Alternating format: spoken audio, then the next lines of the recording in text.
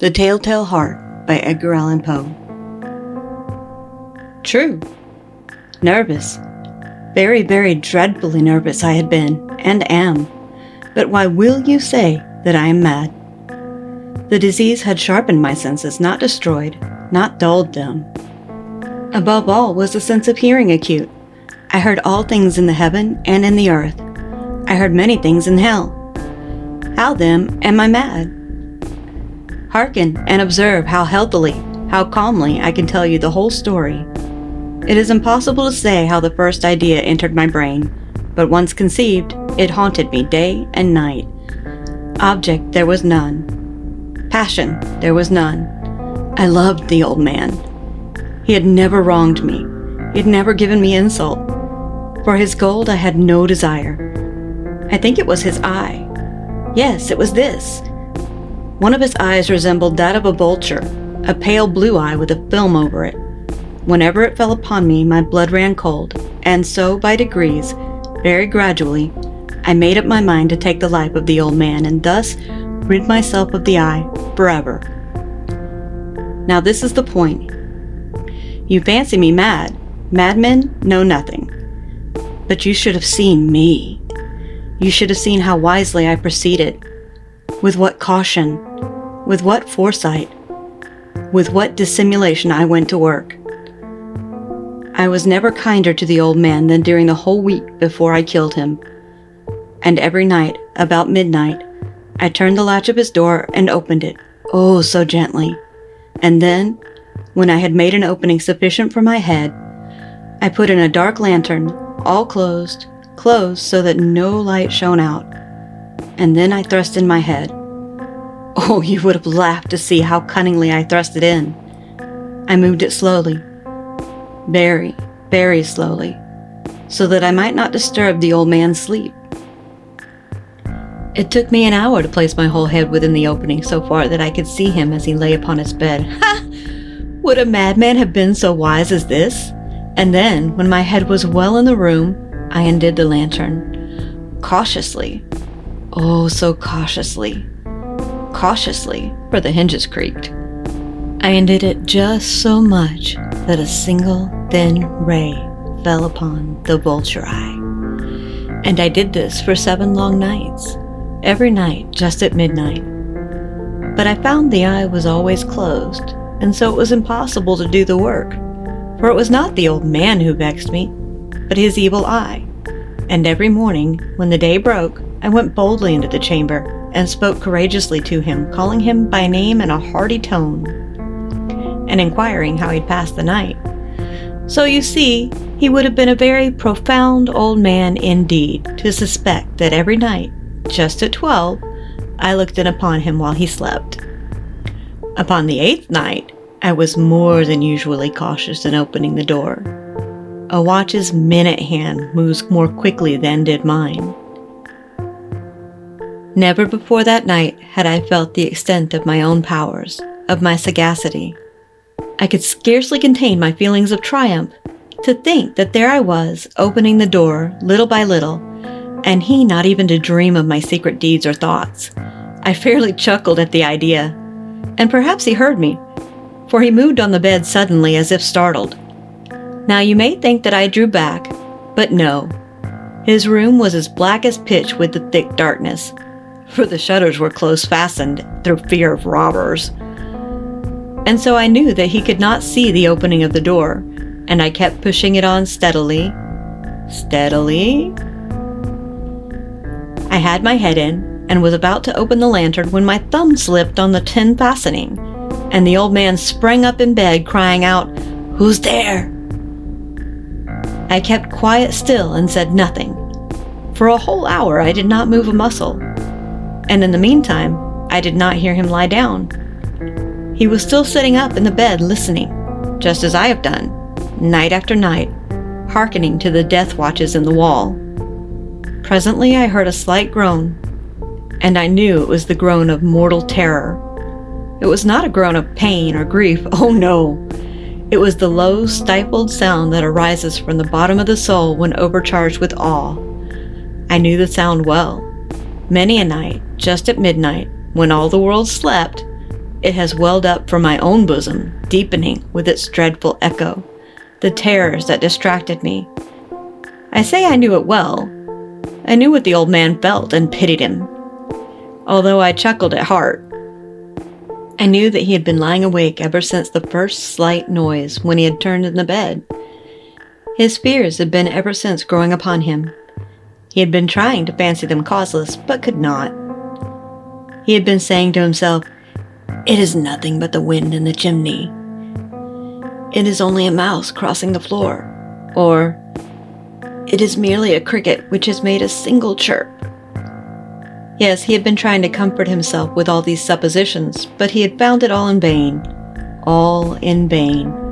Because death, in approaching him, had stalked with his black shadow before him and enveloped the victim.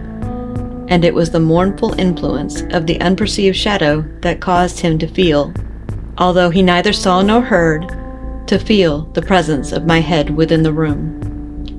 When I had waited a long time, very patiently, without hearing him lie down, I resolved to open a very, very little crevice in the lantern. So I opened it. You cannot imagine how stealthily, until at length a single dim ray, like the thread of a spider, shot from out the crevice and was full upon the vulture eye. It was open, wide open, and I grew furious as I gazed upon it. I saw it with perfect distinctness, all a dull blue, with a hideous veil over it that chilled the very marrow in my bones.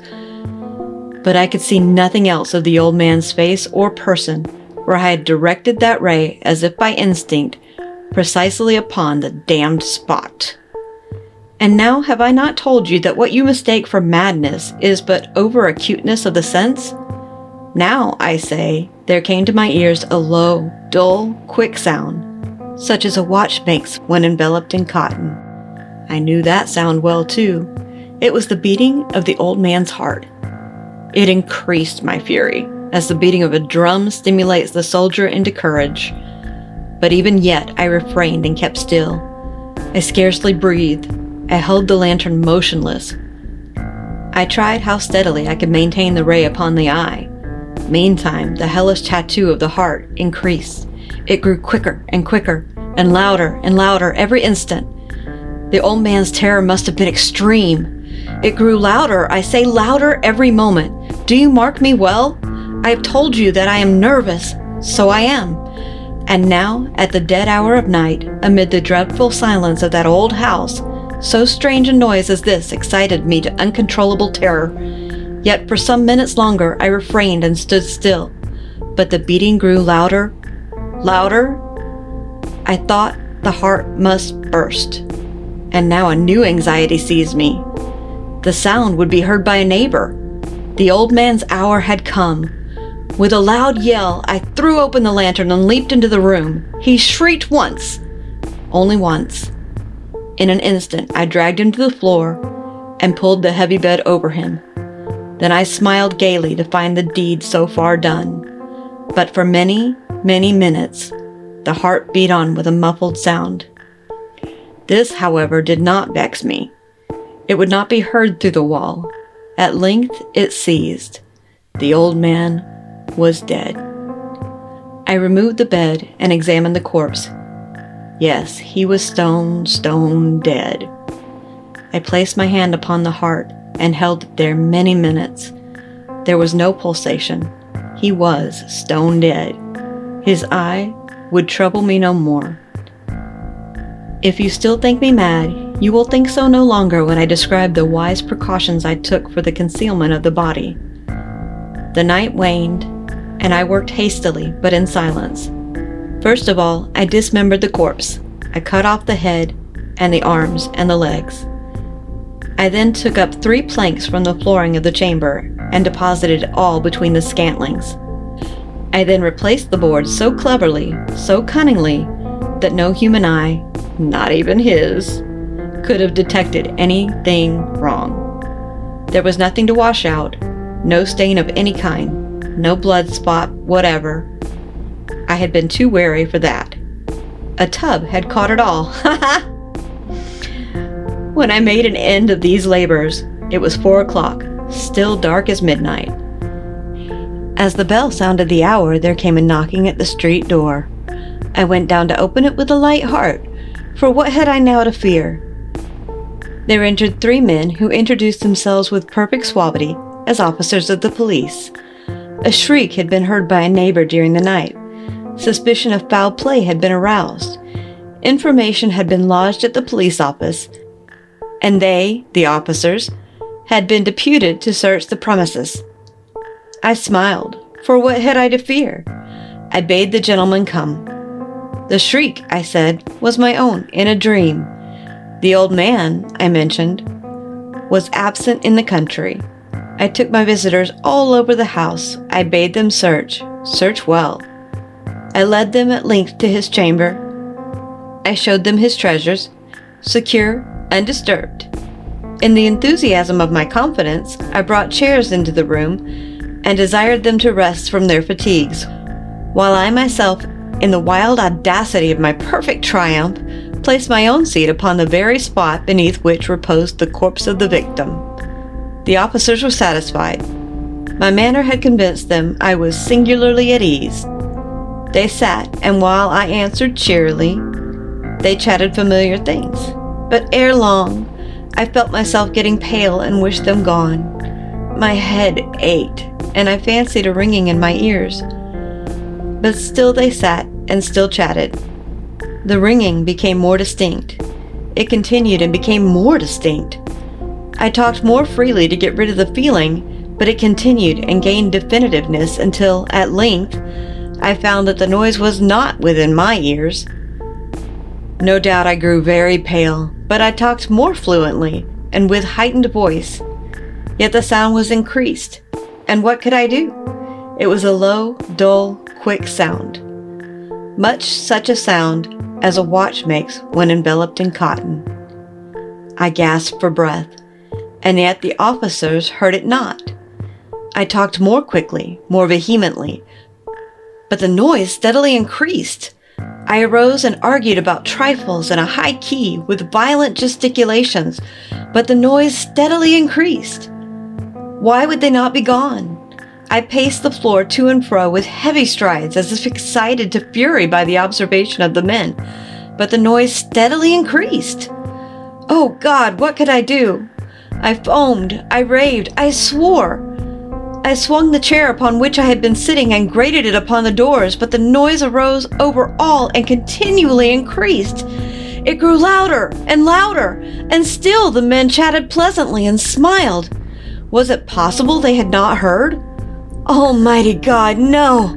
No, they heard, they suspected, they knew. They were making a mockery of my horror. This I thought, and this I think. But anything was better than this agony. Anything was more tolerable than this derision. I could bear those hypocritical smiles no longer. I felt that I must scream or die, and now, again, hark! Louder! Louder! Louder! Villains, I shrieked, dissemble no more. I admit the deed. Tear up the planks. Here, it is the beating of this hideous heart.